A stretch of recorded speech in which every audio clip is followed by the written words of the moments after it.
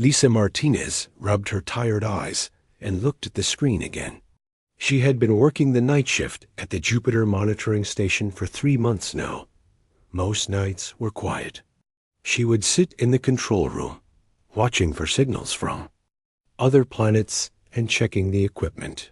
Tonight felt different. The coffee in her cup had gone cold hours ago. Outside the station windows, Jupiter's red spot swirled in the darkness. The giant planet looked peaceful, but Lisa knew better.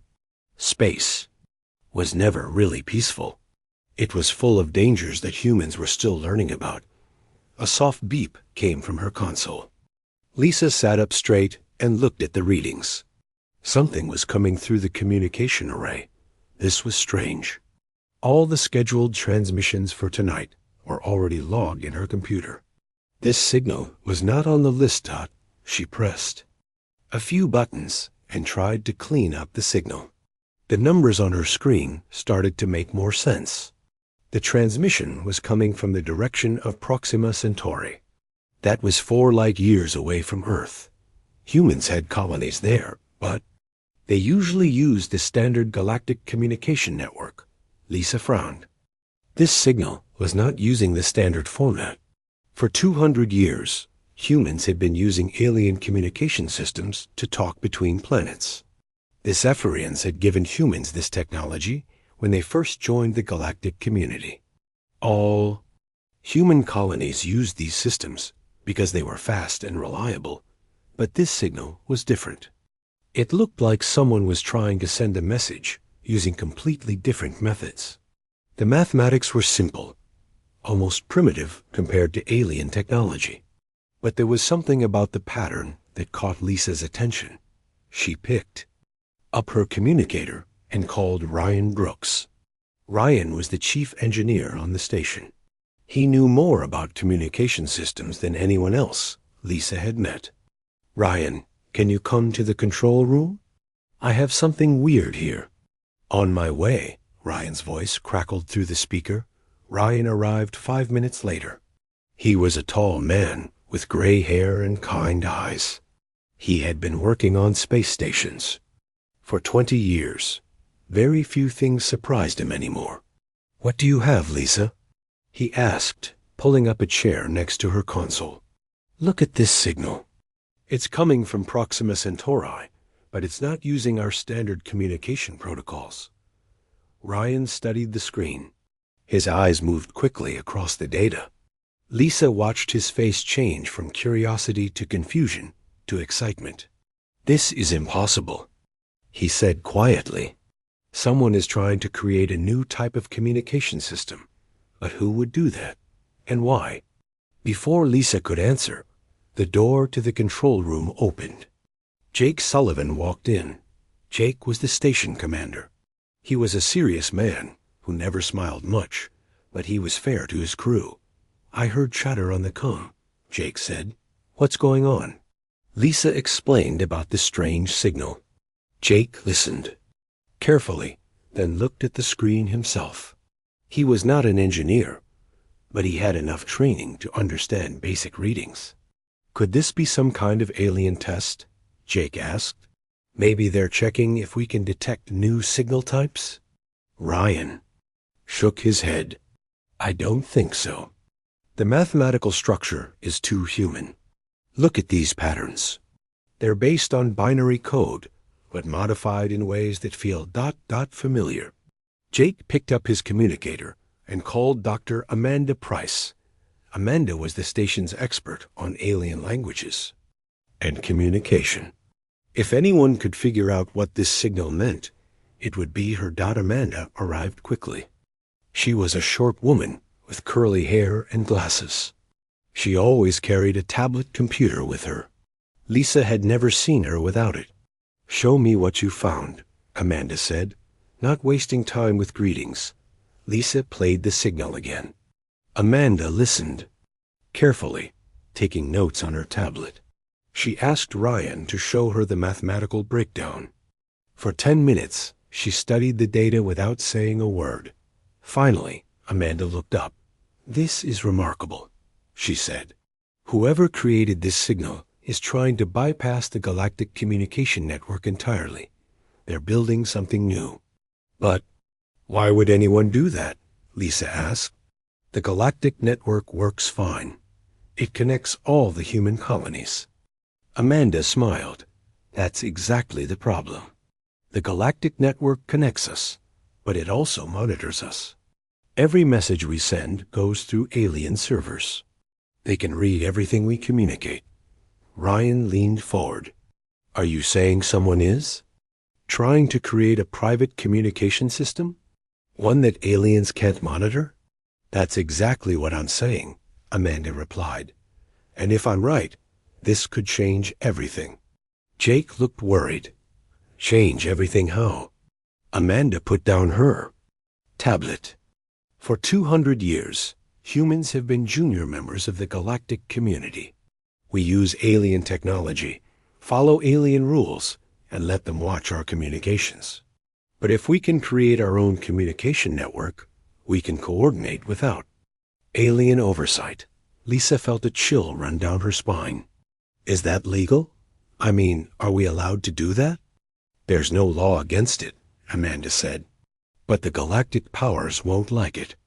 They've kept control by making sure no species can coordinate without their knowledge. The signal beeped again. This time it was stronger. Lisa looked at her screen and saw that the transmission was getting clearer. It's trying to establish a connection, she said. Should I respond?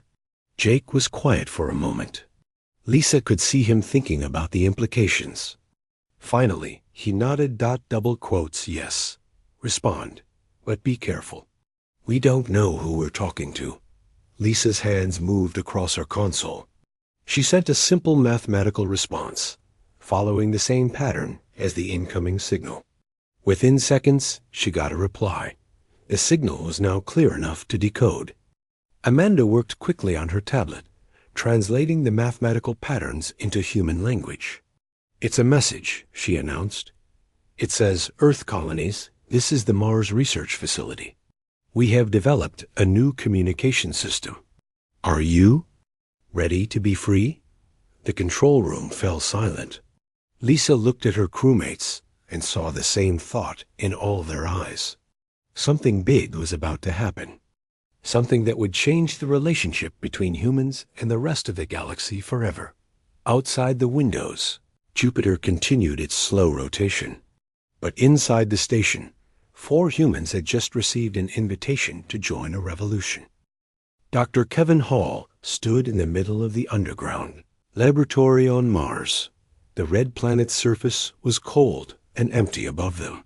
But down here, 30 meters below ground, the most important project in human history was taking place. Kevin looked at the massive machine in front of him. It looked nothing like the sleek alien communication devices the humans had been using for centuries.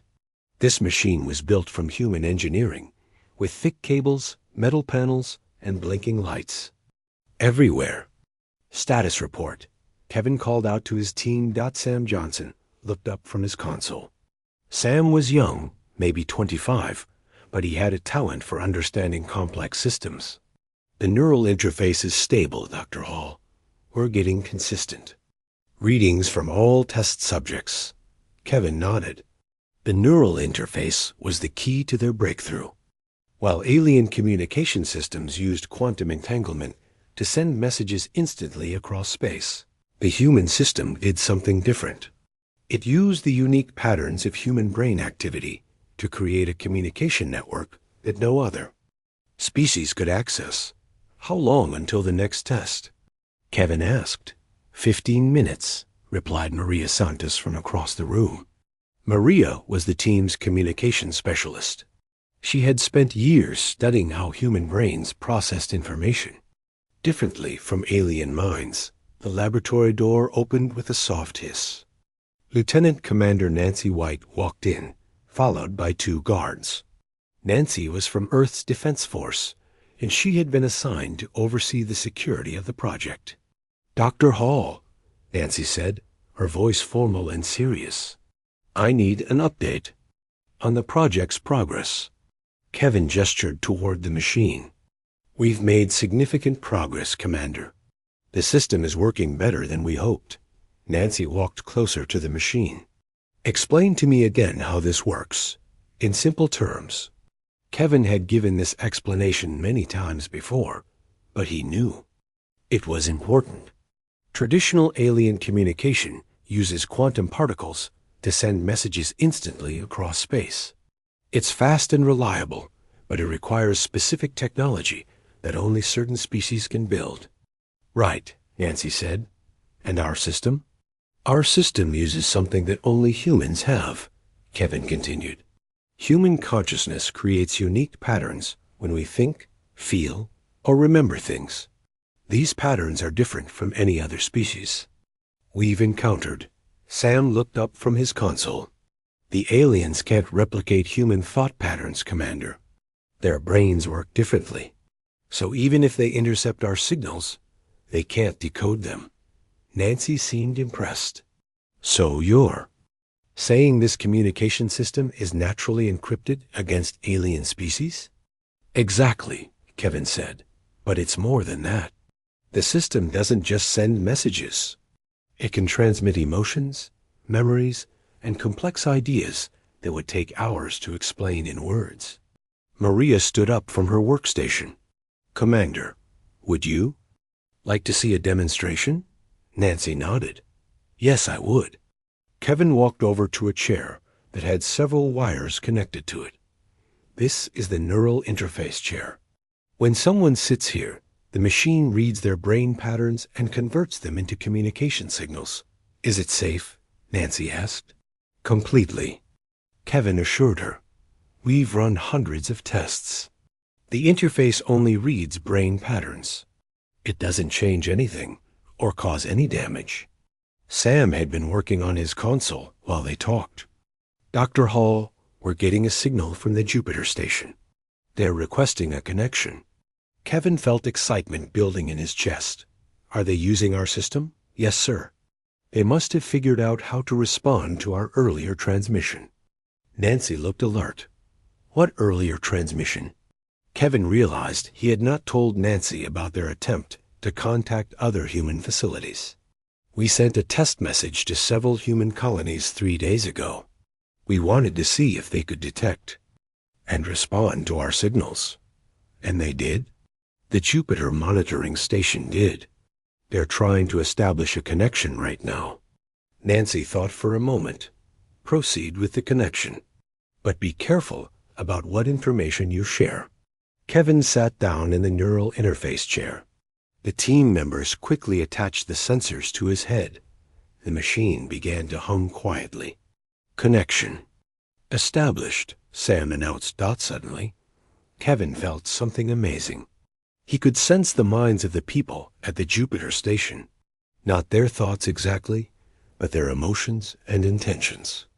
He could feel their curiosity, their excitement, and their slight fear about what they were doing. Through the connection, Kevin sent a message. This is Dr. Kevin Hall at the Mars Research Facility. We have developed a new communication system that operates independently of galactic networks. The response came back immediately, not just as words, but as a complete understanding. Kevin could feel the Jupiter station crew's amazement and their desire to learn more. How is this possible? Came the reply from someone named Lisa Martinez. Kevin smiled and sent back not just an explanation, but the actual feeling of discovery that his team had experienced. We found a way to use human consciousness as a communication medium. Other species cannot access or monitor this network. The connection continued for several minutes.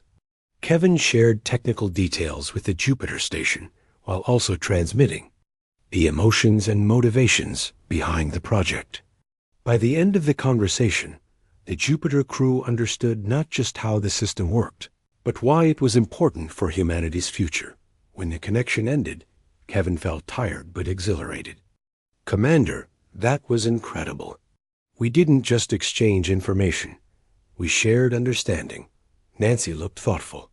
Dr. Hall, what are the implications of this technology? Kevin stood up from the chair.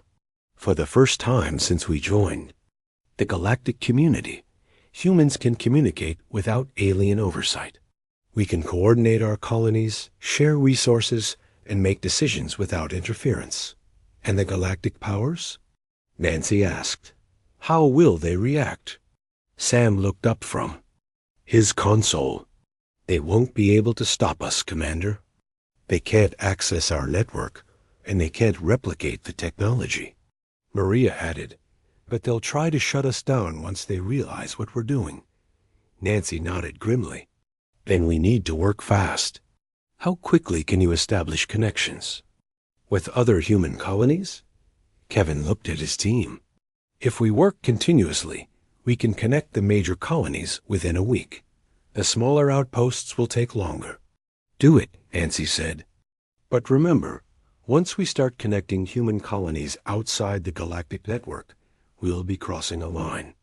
The alien powers will see this as a threat to their control. Kevin felt a mixture of excitement and fear. Commander, are you saying we should proceed? Nancy was quiet for a moment.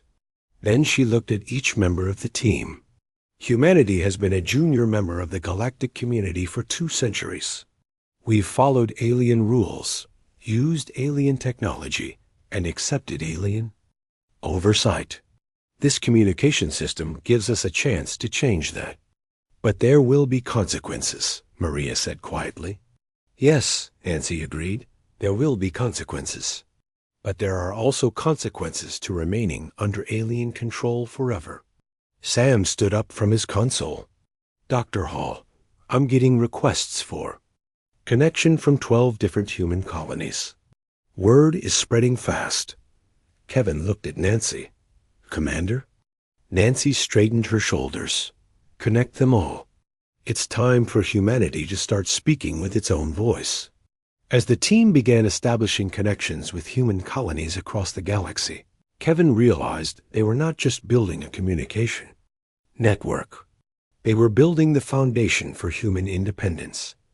The red planet Mars had seen many important moments in human history.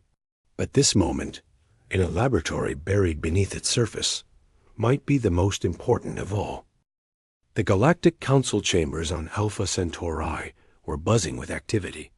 Representatives from dozens of alien species filled the massive hall, their voices creating a strange mixture of sounds that no human ear could fully understand. Elena Rodriguez sat in the human delegation section, trying to look calm while her heart raced. As Earth's ambassador to the Galactic Council, she had attended many meetings like this one, but never had she felt so much tension in the air. The Zephyrian High Speaker stood at the center of the chamber. The Zephyrians were tall, thin beings, with blue skin and large eyes. They had been the leaders of the Galactic Council for over 1,000 years. The emergency session will now begin, the High Speaker announced. We are here to discuss unusual communication activities detected in human territories. Elena felt her stomach tighten. She had been expecting this moment for days. Ever since the Mars Research Facility had started connecting human colonies through their new communication system, alien monitoring stations had been detecting strange.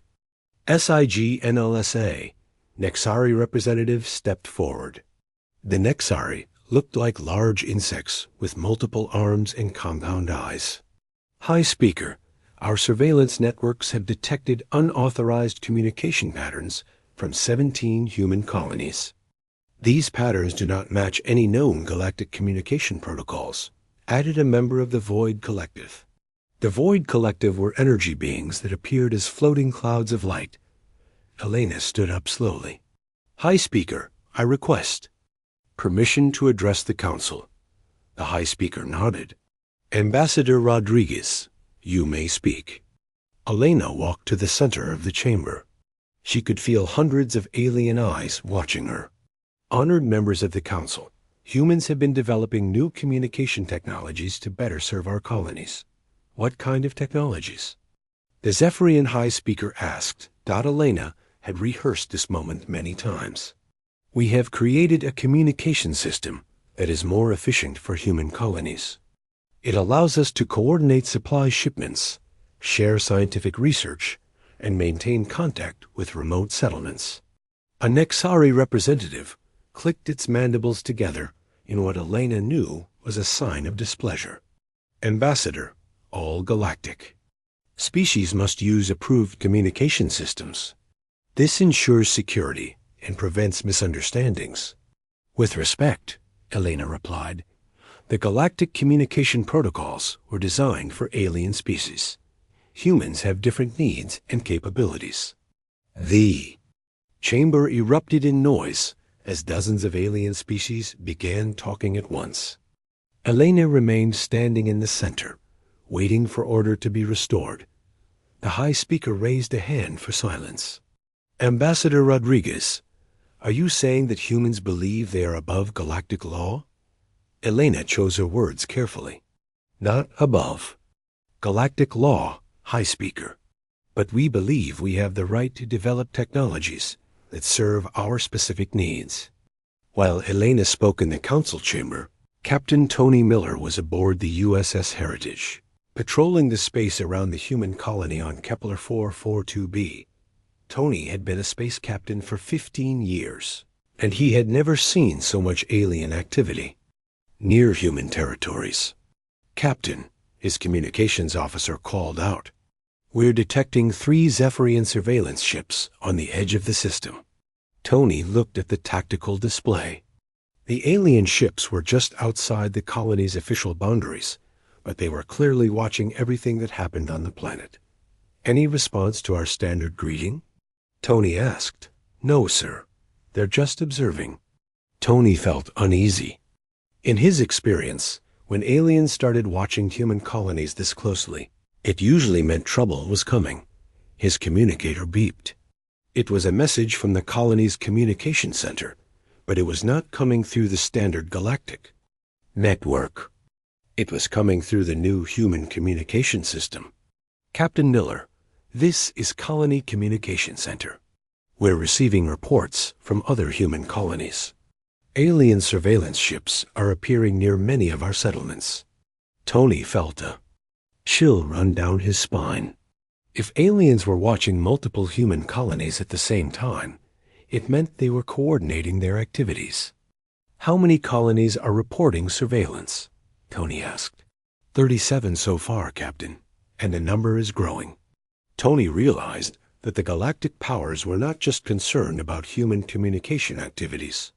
They were preparing for something bigger. Back in the council chamber, Elena was facing increasingly hostile questions from alien representatives.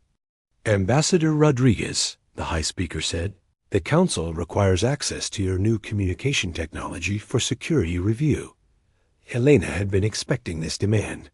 High Speaker, I will need to consult with my government before I can respond to that request. This is not a request, the Nexari representative said firmly. It is a requirement. All communication technologies used by galactic species must be approved by the Council. Elena felt her patience wearing thin. And who gave the Council authority to control how humans communicate with each other? The chamber fell silent. Elena realized she had just challenged the fundamental power structure of the galactic community. The High Speaker's large eyes fixed on Elena. Ambassador, the Council has maintained peace and order in the galaxy for millennia. We have the authority to ensure that all species follow protocols that protect the common good. But what if those protocols are not in the best interest of humanity? Elena asked. The question hung in the air like a challenge. Elena could see alien representatives looking at each other with concern. A Void Collective member floated forward. Ambassador, are you suggesting that humanity no longer wishes to be part of the galactic community? Elena took a deep breath. This was the moment she had been dreading and hoping for at the same time. I am suggesting that humanity wishes to be an equal partner in the galactic community, not a junior member that must ask permission for every technological advancement. The chamber erupted in chaos. Alien representatives began arguing with each other in dozens of different languages. Elena stood in the center of it all, knowing that she had just changed the relationship between humans and the galaxy forever. The High Speaker called for order. Ambassador Rodriguez, the Council will need time to consider your statements. This session is adjourned. As Elena walked back to her seat, she activated her personal communicator. But instead of using the standard galactic network, she connected to the new human communication system.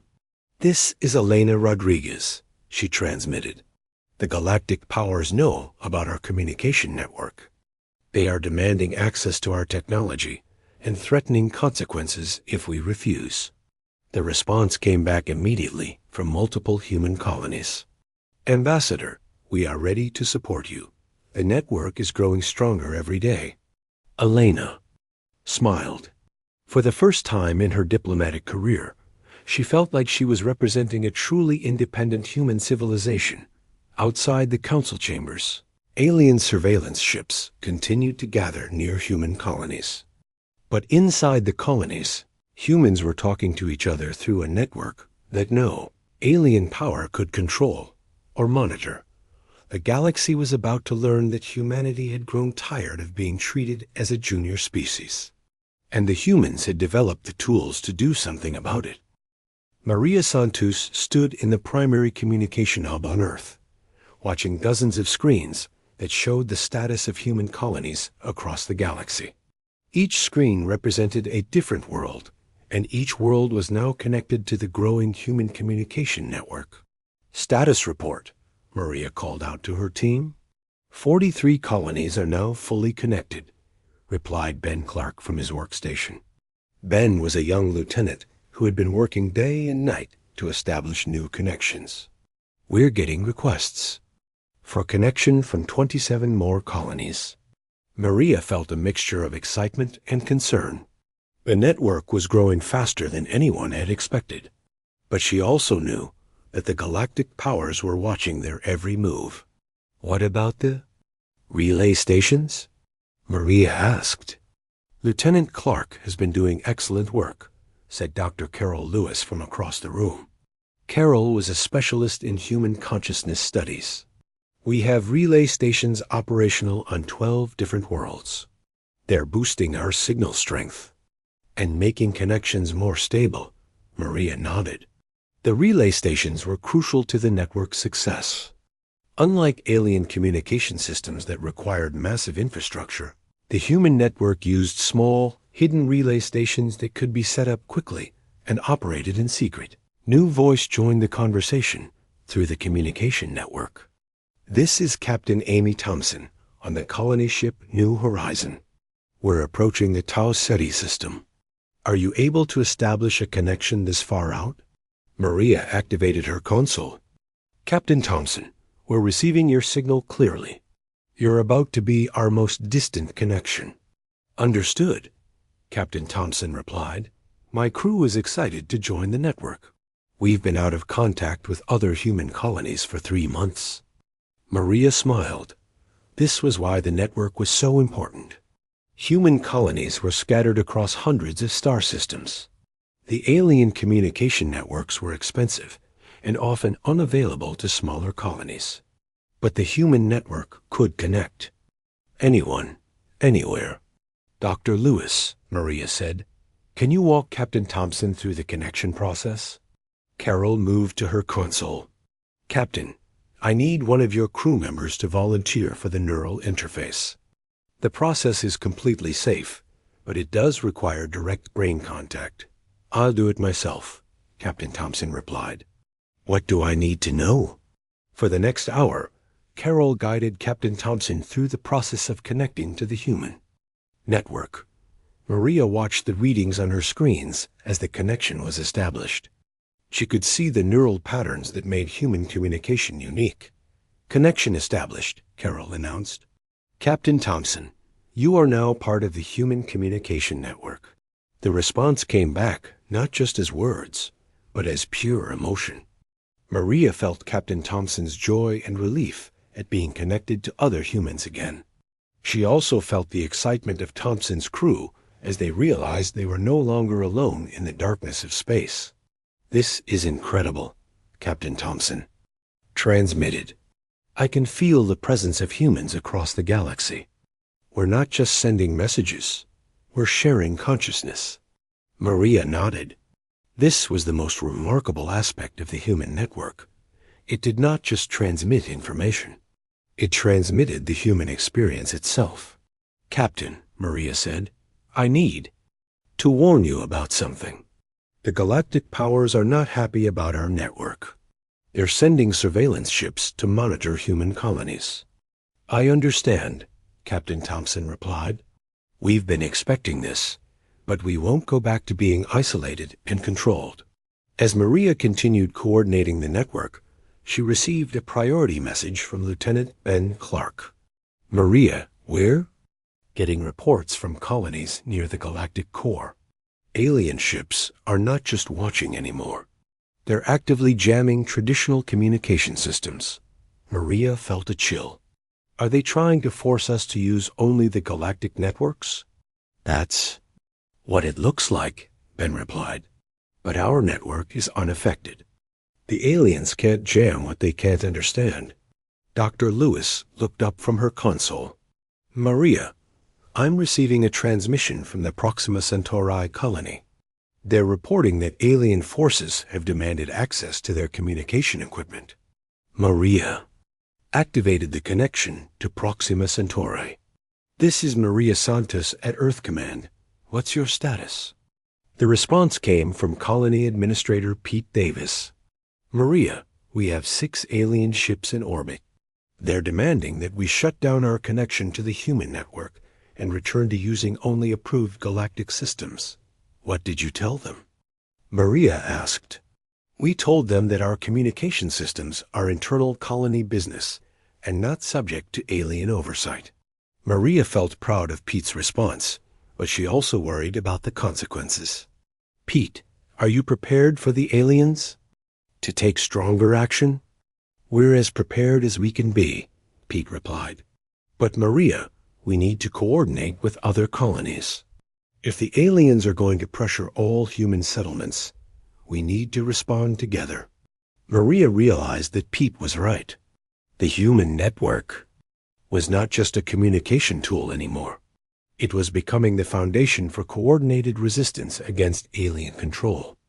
All colonies, this is Maria Santos at Earth Command, she transmitted across the entire network. We're receiving reports that alien forces are pressuring human colonies to abandon our communication network. I want status reports from all connected colonies. The responses came back immediately from dozens of worlds. Colony after colony reported alien ships in their space, demands to shut down the human network, and threats of consequences if they refused. But Maria also heard something else. In the responses, she heard determination. She heard unity. She heard humans across the galaxy deciding that they would not be controlled anymore. Dr. Lewis, Maria said, can the network handle coordinated communication between all connected colonies simultaneously? Carol checked her readings. The network was designed for that capability. We can establish a galaxy-wide conference connection. Do it, Maria ordered. Within minutes, Maria found herself connected to the consciousness of humans on dozens of worlds. She could feel their thoughts, their emotions, and their determination to remain free. Fellow humans, Maria transmitted to the entire network, we are facing a choice.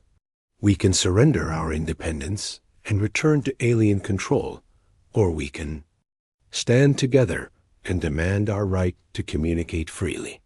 The response was immediate and overwhelming. From every connected colony came the same message. We stand together. Captain Thompson's voice came through the network.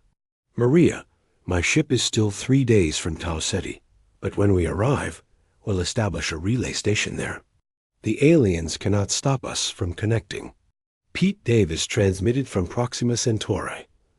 Our colony will not shut down the network. We would rather face alien pressure than lose our connection to the rest of humanity. One by one, colony administrators and ship captains across the galaxy made the same declaration. They would not abandon the network that had given them true Independence. Maria felt tears in her eyes as she realized what was happening. For the first time in 2 centuries, humans were acting as a unifying species. The communication network had not just connected their colonies, it had connected their souls. All colonies, Maria transmitted, prepare for the next phase. The aliens will not accept our refusal. They will try to force us to comply. But we will not stand alone. We have each other, and we have a network they cannot break. As Maria ended the galaxy-wide connection, she knew that humanity had reached a turning point. The scattered human colonies were no longer isolated settlements, dependent on alien technology. They were part of a unified civilization that could coordinate and respond to threats. The galactic powers had controlled humanity for centuries by keeping them divided and dependent. But now, for the first time, humans could speak with one voice across the entire galaxy. And that voice was saying, "We will be free." The attack came at dawn on the colony world of New Eden. Colonel Amy Thompson was drinking her morning coffee when the alarm started blaring throughout the military base. "Colonel Thompson, we have incoming alien ships," her communications officer reported. 3 Zephyrian destroyers and 2 Nixari cruisers. Amy set down her coffee cup and ran to the command center.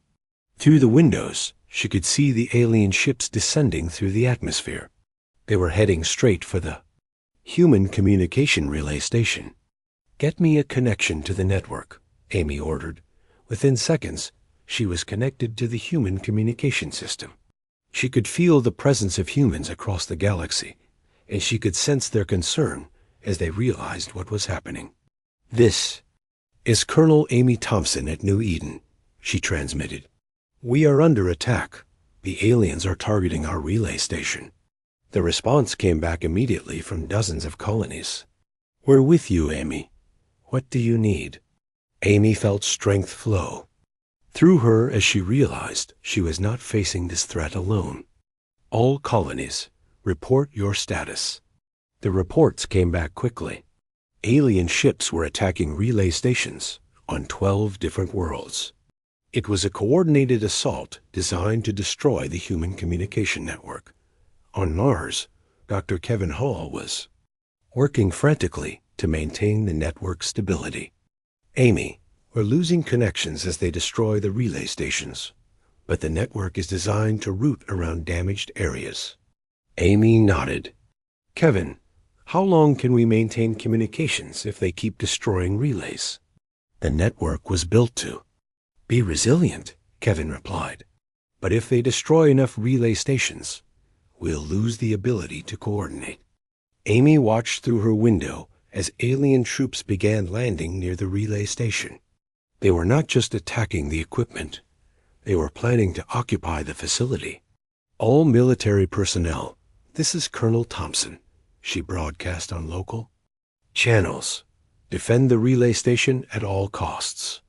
Amy's soldiers moved quickly to defensive positions. They had been preparing for this moment for weeks. The human colonies might not have the advanced weapons of the galactic powers, but they had something more important: the determination to fight for their freedom.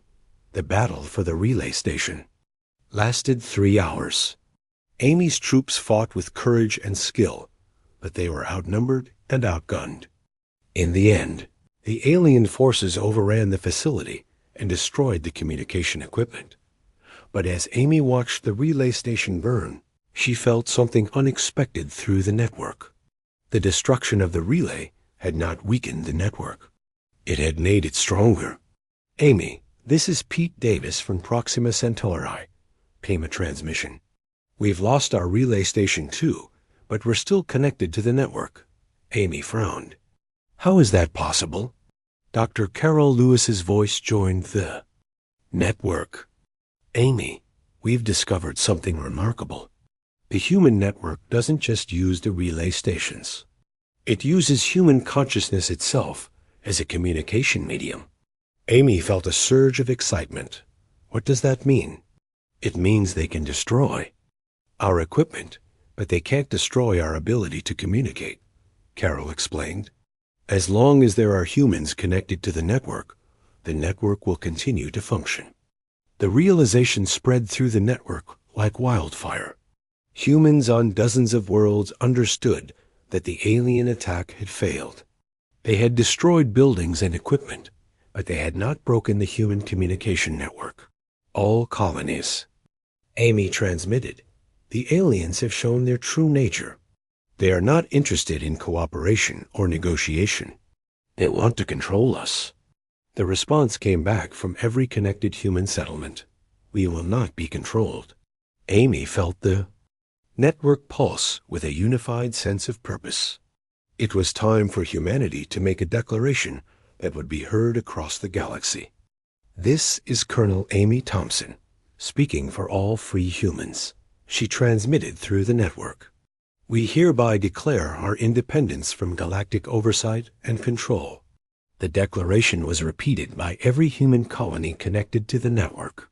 From the mining stations in the asteroid belt to the research colonies near the galactic core, humans spoke with one voice. We are no longer a junior species in the galactic community, the declaration continued. We are an independent civilization with the right to govern ourselves, communicate freely, and determine our own future. Amy could feel the power of the unified human voice as it spread across the galaxy. This was not just a communication network anymore. It was the foundation of a new human civilization. On Earth, Maria Santos was coordinating the Independence Declaration from the primary communication hub. All colonies, confirm your status. The responses came back from 87 different human settlements. Every colony, every ship, every outpost was declaring independence simultaneously. Maria, this is Captain Tony Miller aboard the USS Heritage, came a transmission. The alien surveillance ships in our system are retreating. I think they're surprised by our coordinated response. Maria smiled. Tony, they thought they could control us by keeping us divided. But our network has united us in ways they never imagined. Dr. Kevin Hall joined the network from Mars. Maria, I'm reading power levels across the network that I've never seen before. The unified consciousness of humanity is creating something unprecedented. Amy felt it too. The network was not just carrying their voices anymore. It was carrying their hopes, their dreams, and their determination to be free. All humans, Amy transmitted. Today we have shown the galaxy that we are not a species to be controlled or manipulated. We have our own technology, our own unity, and our own strength. The network pulsed with agreement from every connected human. But independence is not just about rejecting alien control, Amy continued. It's about building something better. We have proven that humans can coordinate across the galaxy without alien oversight. Now we must prove that we can govern ourselves wisely. The network carried her words to every human settlement. Amy could feel the agreement and determination of her species flowing through the communication system. From this day forward, Amy declared, humanity will make its own decisions about trade, exploration, and diplomacy. We will cooperate with alien species when it serves our interests, but we will no longer accept their authority over our internal affairs. As the declaration spread through the network, Amy realized that something fundamental had changed. The scattered human colonies were no longer separate settlements struggling to survive on the edges of galactic civilization. They were part of a unified human nation that spanned the stars. Dr. Pete Davis transmitted from Proxima Centauri. Amy, we're receiving communication attempts from the Galactic Council. They want to negotiate. Amy felt satisfaction flow through the network. Tell them that humanity is willing to discuss our new relationship as equals. But we will not return to our previous status as a junior species. The network buzzed with activity as humans across the galaxy began coordinating their response to alien diplomatic overtures. For the first time in centuries, humanity was negotiating from a position of strength. Maria, Amy transmitted to Earth, What's the status of our network stability? Better than ever, Maria replied. The alien attacks actually helped us improve the system. We've learned that human consciousness is more powerful than we realized. Amy looked out at the smoking ruins of the relay station that the aliens had destroyed. The equipment was gone, but the network was stronger than before. The aliens had taught humanity an important lesson. Their true strength came not from technology, but from their unity.